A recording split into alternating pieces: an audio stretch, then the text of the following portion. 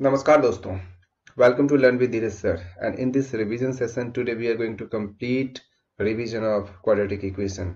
आज हम द्विघात समीकरण के रिवीजन को कंप्लीट करने वाले हैं और देखने वाले हैं यहाँ से कितने टाइप के प्रश्न पूछे जा सकते हैं और उसे हम लोग कैसे सॉल्व करेंगे।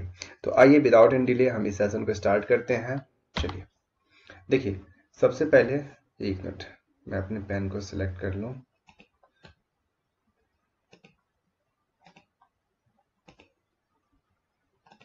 ओके, देखिए सबसे पहले हमने जैसा कि अपने पिछली सीरीज में देखा था बहुपद को, तो बहुपद में हम जरा ध्यान करेंगे। आप प्लीज रिमाइंड करिएगा द्विघात बहुपद को हमने कैसे समझा था। द्विघात बहुपद की अगर हम बात करें तो इसका व्यापक रूप को हमने कैसे लिखा था जी, ax square plus B X plus C. तो यहाँ पे बहुपद, कोई भी बहुपद या फिर कोई भी व्यंजक बहुपद कब होगा, इसकी स्थिति क्या थी? तो इसकी स्थिति ये थी कि इसका जो चर पद है ना, इसके चर पद का जो घात होना चाहिए, घात, वह एक पूर्ण संख्या होनी चाहिए जी। तो जब पूर्ण संख्या हो जाएगा तो ये बहुपद कहला जाएगा, और जब इसका अधिकतम घात 2 होगा तो ये क्या, कौन सा बहुपद कहलाएगा? द्विघात बहुपद कहलाएगा। ये सारी चीजें हमने पिछले वीडियो में कंप्लीट कर लिया था। अब हम बात करेंगे समीकरण। तो देखिए, आप जब इस तरीके से सिंपल लिखते हैं और इसके बाद कोई भी बराबर का चिन्ह दे के आप कोई अंक या फिर और भी चीज नहीं मेंशन करते हैं, तब तक ये क्या कहलाता है? एक बहुपद कहलाता है। लेकिन जैसे ही हमने इसे ऐसे लिख दिया, ध्यान दीजिएगा, A X square plus B X plus C, हमने इक्वल टू 0 लिख दिया। अब यह बहुपद नहीं कहलाएगा, अब यह कहलाएगा समीकरण। अब यह कहलाएगा क्या जी? समीकरण। अच्छा, चूंकि इस समीकरण में चर पद का अधिकतम घात 2 है, अतः हम इसे क्या कह लेंगे? इसे हम कह लेंगे द्विघात समीकरण। क्लियर है? यहां तक क्लियर है? अब देखिए, समीकरण को पहचानने के ऊपर भी आपसे बोर्ड क्या करती है ना, सवाल पूछ लेती है। तो हम टाइप 1 के क्वेश्चन को यहाँ पे पहले देख लेते हैं कि सवाल कैसे पूछती है। ध्यान देखिए, आपसे सवाल पूछ लेगी कि बताइए x square minus 4√x plus 14 बराबर 0, क्या यह द्विघात बहुपद है क्या? तो अभी अभी हमने समझा है कि चर पद का घात क्या होना चाहिए जी? पूर्ण संख्या होनी चाहिए। लेकिन हमें देखिए यहाँ पे तो सही है, कोई दिक्कत नहीं, पावर 2 है। लेकिन यहाँ पे देखिए एक्स स्क्वायर रूट में है, यानी कि रूट के अंदर है, तो हम इसका पावर क्या लिखेंगे? एक्स का पावर 1/2। और जैसे 1/2 हुआ, ये अब इस क्राइटेरिया को क्या कर रहा है? फुलफिल नहीं कर रहा है। और जब इसे फुलफिल नहीं कर रहा है, अर्थात अगर यह पूर्ण संख्या नहीं है, तो हम कहेंगे कि यह एक समीकरण भी नहीं होगा, अर्थात इसे हम द्विघात समीकरण के रूप में नहीं समझ सकते और नहीं इसे लिख सकते हैं। आगे समझेंगे हम लोग। नेक्स्ट टाइप आपसे कैसे पूछ लेता है, जैसे कि x plus 1/x is equal to x square, क्या यह द्विघात समीकरण है क्या? बच्चे कई बार कंफ्यूज हो जाते हैं कि सर देखो स्क्वायर में तो है, यहाँ पे हम इसे कंसिडर कर लेंगे। लेकिन नहीं, आपको अब ऐसी गलती नहीं करनी है। देखिए, अगर हम इसका एलसीएम ले तो ये क्या होगा? x होगा। आपने इस x का यहाँ मल्टीप्लाई कराया, एक्स स्क्वेयर, प्लस इस 1 का इस 1 से मल्टीप्लाई करा दिया, 1 बराबर में क्या आ गया? X square. चलिए मैं इधर लिखता हूँ। तो देखिए एक्स स्क्वेयर प्लस 1 ऊपर में है जी, तो लिख लीजिए एक्स स्क्वेयर प्लस 1, और नीचे में इस x का क्रॉस मल्टीप्लाई करा दीजिए, तिर्यक गुना करा दीजिए एक्स स्क्वेयर से, तो क्या आ जाएगा? X cube. अब देखिए, इस समीकरण का अधिकतम घात कितना हो गया? 3 हो गया, और जैसे अधिकतम घात 3 हो गया तो यह एक द्विघात समीकरण नहीं कहलाएगा। चलिए नेक्स्ट क्वेश्चन की ओर हम लोग मूव करते हैं और समझते हैं कि एक आधा सवाल और कैसे आपसे पूछे जा सकते हैं। जैसे कि x cube minus x square बराबर एक्स माइनस 1 का होल क्यूब। तो बोर्ड आपसे क्या करती है ना, इसके ऊपर भी सवाल पूछ लेती है कि बताइए क्या यह एक द्विघात समीकरण है क्या? तो देखिए, इसे समझने से पहले हम इस वाले टर्म पे थोड़ा सा ध्यान देंगे। x माइनस 1 का होल क्यूब लिखा हुआ है, तो आपको a माइनस बी का होल क्यूब याद होनी चाहिए, याद होनी चाहिए। देखिए क्या होता है ये, a cube minus b cube minus 3a square b plus 3ab square. अब देखिए इस पे अगर हम इसको ब्रेक करते हैं तो क्या होता है, ध्यान दीजिएगा।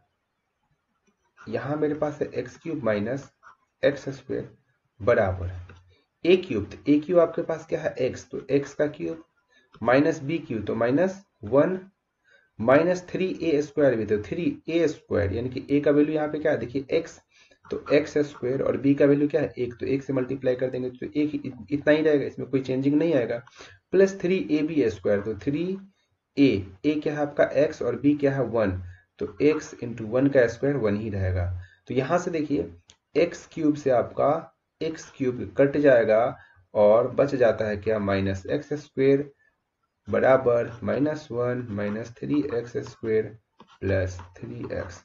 अब इस समीकरण में चर पद का अधिकतम घात कितना रह गया, 2 रह गया। जब अधिकतम घात 2 रह गया तो हम क्या लेंगे, यह कैसा समीकरण है, तो यह एक द्विघात समीकरण है। क्लियर है जी? आशा करते हैं यहां तक आपका क्लियर हो गया होगा। अब आते हैं टाइप 2 के क्वेश्चन की ओर कि टाइप 2 में कैसे सवाल पूछे जा सकते हैं, और इसके लिए हमने कुछ फॉर्मूलाज को भी आपके सामने यहाँ मेंशन करा है। तो चलिए हम पहले उसे समझते हैं। देखिए जैसा कि अभी हमने क्या समझा कि कोई भी द्विघात बहुपद होगा ना, उसका व्यापक रूप हम लोग कैसे लिखते हैं जी, ax² plus bx plus c, जहां पे a का वैल्यू जो होगा ना 0 के बराबर नहीं होगा। क्यों, आपने जैसे a को 0 के बराबर लिखा तो x² का वैल्यू 0 हो जाएगा। अब देखिए इस समीकरण इस बहुपद में आपका bx यानी कि चर पद का अधिकतम घात कितना बच गया, 1 बच गया। तो ये हमने पिछले वीडियो में कंप्लीट कर लिया था, यानी कि बहुपद वाले वीडियो में। अब द्विघात समीकरण की बात करें तो हमने कुछ नहीं करा, simply ax² plus bx plus c को किसके बराबर रख दिया, 0 के बराबर रख दिया, और जहां पे a का वैल्यू 0 नहीं है। ठीक है जी? तो आइए इसमें सबसे इंपॉर्टेंट पहली बात हम देखेंगे इसका मूल कैसे निकालेंगे। मूल देखिए बहुपद में हम जब x का मान निकालते थे तो उसे हम लोग क्या कहते थे, उसे हम लोग कहते थे शून्यक, और यहां पे हम लोग क्या कह लेंगे, यहां पे हम लोग कह लेंगे मूल। क्लियर है? एक मिनट,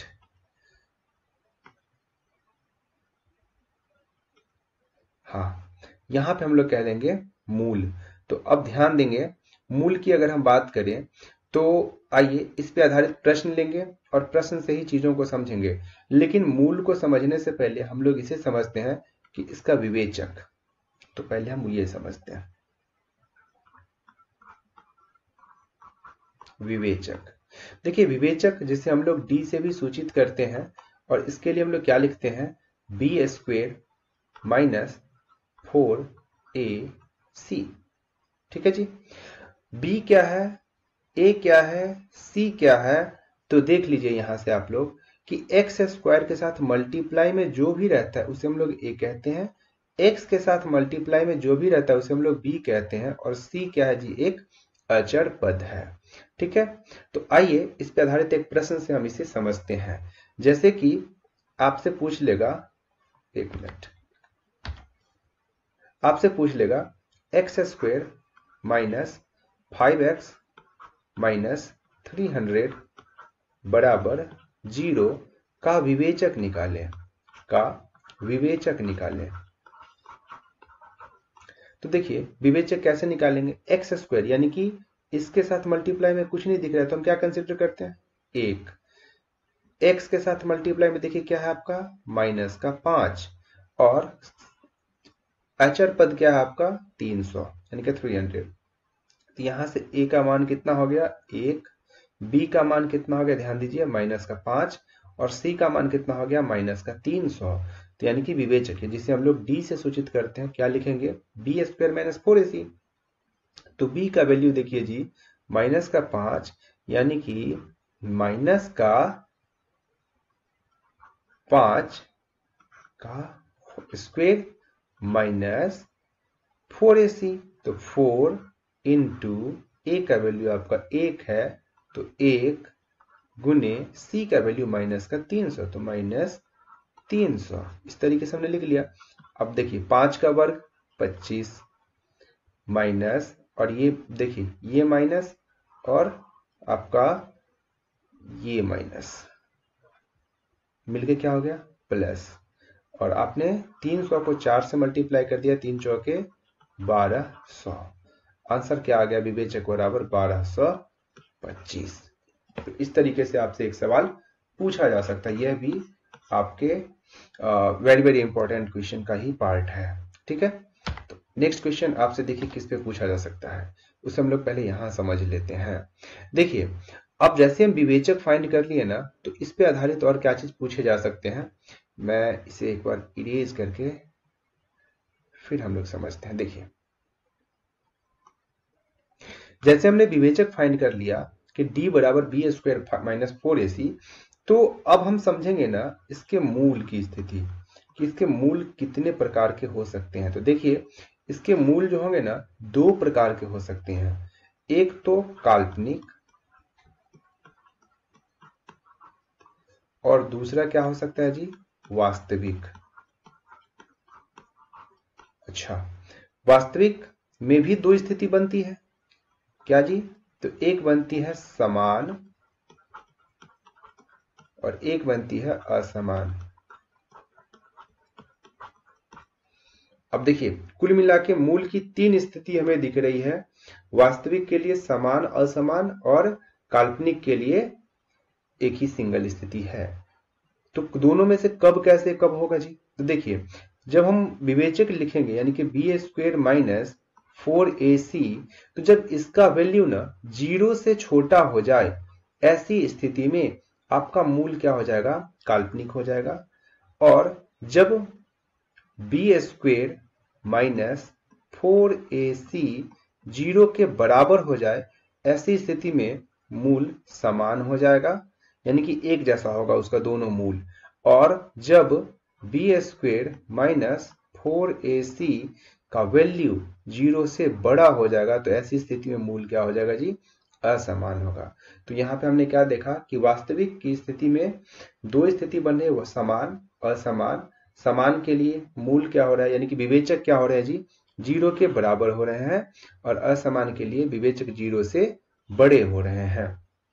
तो इसी बात को हमने यहाँ पे देखिए मेंशन करा है कि मूल वास्तविक होंगे जब आपका d यानी कि विवेचक 0 से बड़ा या फिर बराबर होगा। तो मूल असमान होंगे कब, जब d आपका बड़ा है 0 से, और मूल वास्तविक नहीं होंगे यानी कि काल्पनिक होंगे, कब होंगे काल्पनिक, जब d 0 से छोटा है। और मूल समान कब हो रहे हैं, देखिए जब d 0 के बराबर है। इस पर आधारित एक प्रश्न को देखते हैं। देखिए क्वेश्चन दिया गया है कि 2x स्क्वायर, क्वेश्चन है आपका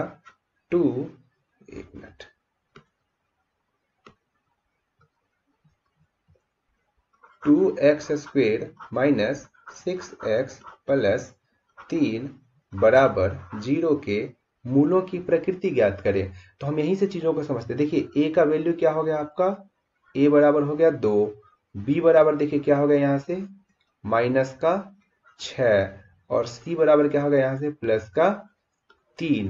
ठीक है जी, तो देखिए हम मूल की प्रकृति ज्ञात करने के पहले तुम d निकालेंगे, तो d का वैल्यू क्या होगा, फॉर्मूला d बराबर बी स्क्वायर माइनस 4ac।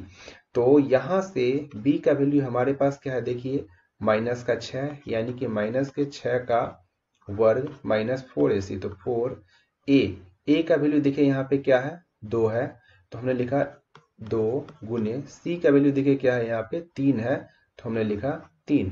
इसे फर्दर सॉल्व करते हैं तो माइनस माइनस प्लस, और 6 का वर्ग क्या हो जाएगा 36, माइनस 4 दूनी 8 और 8 त्रिक 24।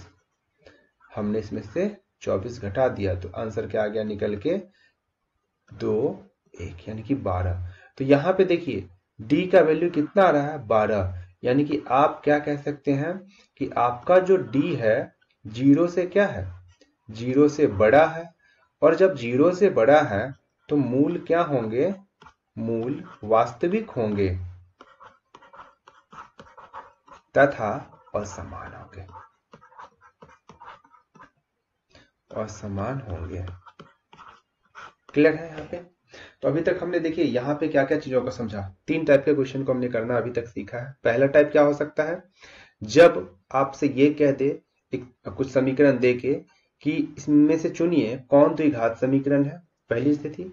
दूसरा हमने कैसा देखा कि आपको एक समीकरण दे देगा और बोल देगा कि इसके विवेचक ज्ञात करें, दूसरा टाइप हमने देखा। तीसरा टाइप में क्या देखा हमने कि आपसे प्रश्न पूछ के कह लेगा कि आप इसके विवेचक या फिर आप इसके मूल की प्रकृति ज्ञात करें। तीन टाइप को हमने देख लिया है। आइए इस पे आधारित एक सवाल और हम अच्छे से समझते हैं। अब क्या कह रहा है, देखिए कि एक समीकरण दे रखा है आपको x square minus 8x plus के इज इक्वल टू 0। अब इस कह रहा है कि इसका मूल जो है वास्तविक और समान है, तो इसके लिए क्या करना है, हमें k का मान ज्ञात करना है। तो देखिए समीकरण क्या है हमारे पास, समीकरण है x square minus 8x plus के इज इक्वल टू 0। तो यहां पर देखेंगे एक्स स्क्वायर के आगे तो पहले हम लोग a लिख लेते हैं। a का मान कितना है जी, 1। b का मान कितना है, देखिए b बराबर है आपका -8 और c बराबर क्या है आपका k।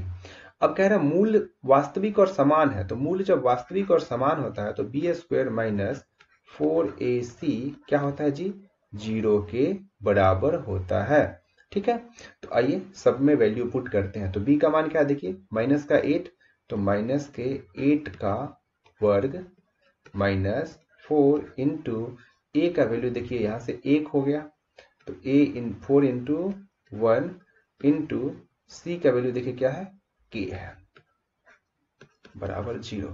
तो 8 का वर्ग हो जाएगा क्या, 64 माइनस 4 इंटू k बराबर 0। यहां से हम क्या लिख सकते हैं, 4k या फिर 64 इज इक्वल टू 4k। तो k बराबर क्या हो जाएगा हमारा 64/4, यानी कि आप जब इसे कट करोगे, डिवाइड करोगे 4 से, तो 16 चौके 64, यानी कि k बराबर क्या निकल गया हमारा 16 आंसर। ठीक है, आइए ऐसे ही एक और प्रश्न को हम लोग देखते हैं ताकि हमारा कॉन्सेप्ट और क्लियर हो जाए। ये आपका नेक्स्ट टाइप चल रहा है क्वेश्चन, आपसे जब ये पूछ देगा कि मूल वास्तविक तथा समान है, तो इसी प्रकार से हमें सॉल्व करने हैं। समझिए एक और क्वेश्चन को, कह रहा है कि p का मान ज्ञात करें जिसके लिए समीकरण 3x square minus 5x plus p बराबर 0 का मूल वास्तविक और क्या है, समान है। देखिए समीकरण क्या दे रखा है आपको, 3x square minus 5x plus p is equal to 0। आपको ये समीकरण दे रखा है, तो यहां से देखिए a का मान क्या हो गया जी 3, कॉमा b का मान देखिए पूरा लीजिएगा, x के साथ मल्टीप्लाई में क्या माइनस का 5, तो b का मान कितना हो गया माइनस का 5, कॉमा c का मान देखिए क्या है आपका, c का मान है p।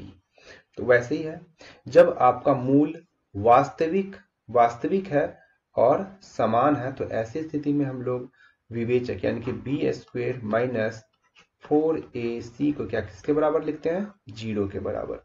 अब सारा वैल्यू डाल दीजिए, b में -5 का वर्ग माइनस 4 इंटू ए का वैल्यू देखिए 3 है, 3 गुने सी का वैल्यू क्या है आपका p, ये रहा, बराबर 0। 5 का वर्ग यहां से हो जाएगा 25 माइनस 4 तिया 12 p बराबर 0। लिख लीजिएगा आप लोग क्या, 25 बराबर 12 p, हेंस या फिर इसी देयरफॉर आपका p का वैल्यू कितना हो गया 25/12 आंसर। इस तरीके से आपका ये टाइप एक कवर हो जा रहा है। तो आइए हम फॉर्मूले वाले चार्ट के ऊपर फिर से देखते हैं और देखते हैं कि हमने क्या क्या यहां से कवर कर लिया। तो हमने यहां से देख लिया, एक मिनट, हमने यहां से देख लिया कि जब मूल समान होंगे तब क्या होगा, विवेचक या फिर विविक्त कर निकालना, मूल वास्तविक होंगे, मूल वास्तविक तथा असमान होंगे और मूल वास्तविक नहीं होंगे तब। हमने इन सारी स्थितियों को अभी तक समझ लिया है। अब हम लोग समझेंगे किसी समीकरण के लिए मूल हम लोग कैसे ज्ञात करेंगे। चलिए आइए हम इसे समझते हैं। देखिए लिखा हुआ है कि एक समीकरण है 9x square minus 12x plus 4 is equal to 0 को हल करे। देखिए समीकरण है आपका 9x square minus 12x plus 4 is equal to 0 को हल करें। तो हल करें यानी कि x का मान निकालें, तो x बराबर हमने अभी अभी क्या देखा सूत्र, minus B plus minus under root B square minus 4ac upon 2a, 2 into A. तो देखिए यहां से सबका मान रख देते हैं हम लोग। तो पहले ये देख लेते हैं यहाँ पे एक बी कौन है, ए कौन है और सी कौन है। देखिए एक्स स्क्वायर के साथ मल्टीप्लाई में 9 है, तो ए का वैल्यू क्या होगा हमारा 9। और यहां से देख लेते हैं बी यानी कि एक्स के साथ मल्टीप्लाई में माइनस का 12 है, अतः बी बराबर क्या हो जाएगा माइनस का 12। और अचर पर देखिए क्या है प्लस का 4, अर्थात सी का मान क्या हो जाएगा हमारा प्लस का 4। ठीक है जी। तो आइए इसे हम इस फॉर्मूला में पुट करते हैं और फिर x का मान ज्ञात करते हैं। तो x बराबर माइनस बी, तो देखिए क्योंकि यहाँ पे आपका -12 है और सूत्र में भी माइनस है, तो माइनस और माइनस मिलके क्या हो जाएगा प्लस, यानी कि 12 plus minus under root B square. तो बी का वैल्यू देखिए क्या है माइनस का 12 है ना, तो माइनस के 12 का वर्ग माइनस 4 इंटू ए देखिए क्या है आपका 9 इंटू सी क्या है आपका 4 इंटू 4 अपॉन 2 इंटू ए। तो 2 इंटू ए का वैल्यू है हमारे पास है 9। तो आइए इसे सॉल्व करिए। x बराबर 12 प्लस माइनस, अच्छा 12 का वर्ग क्या हो जाएगा जी 144 माइनस 4 चौक 16, 16 9 144, ये हो गया आपका 144 स्क्वायर रूट।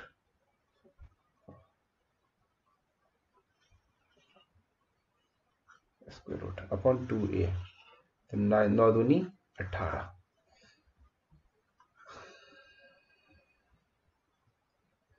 ओके, तो आइए इसे सॉल्व करते हैं। x बराबर 12 प्लस माइनस, अच्छा देखिए 144 में से 44 गया 0, अर्थात ये तो हो गया हमारा 0 और बटे का 18। तो यहाँ से हम x बराबर क्या लिख देंगे 12 बटा 18, काटेंगे 6 का 18, 6 दूनी 12, यानी कि आपका x बराबर क्या आ गया उत्तर 2 बटा 3। x बराबर आंसर हो गया। क्लियर है, यहां से ये क्लियर है जी।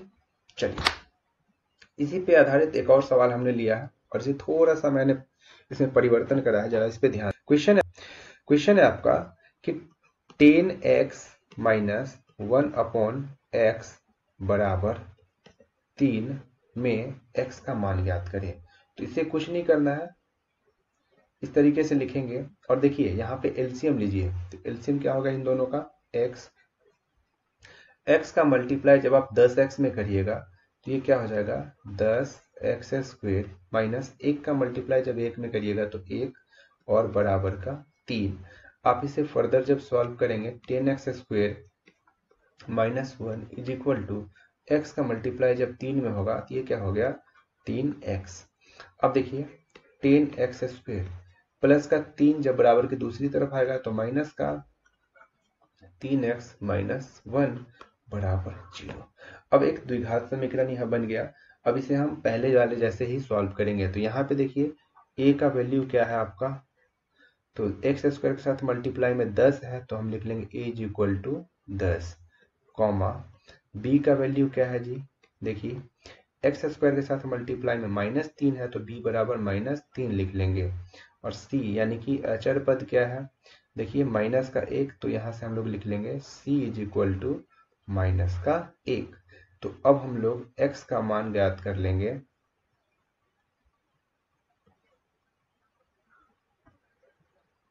चलिए तो x बराबर क्या होता है minus B plus minus under root B square minus 4ac upon 2a। तो सारे वैल्यूज को इसमें पुट करिए।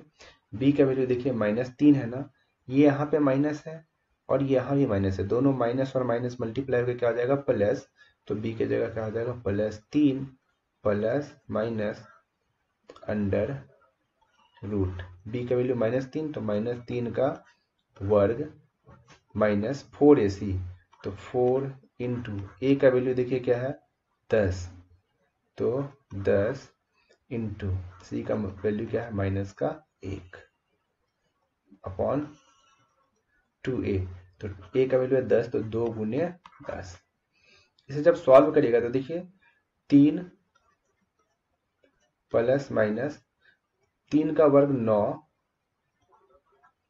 और माइनस और ये माइनस प्लस और 10 चौका 40, तो +40 अंडर रूट बटा में 10 दूना 20 बराबर 3 प्लस माइनस अंडर रूट, देखिए 40 और 9 को जोड़ेंगे कितना हो जाएगा ये 49 और बटे का 20, तो आइए इसे इधर करते हैं हम लोग।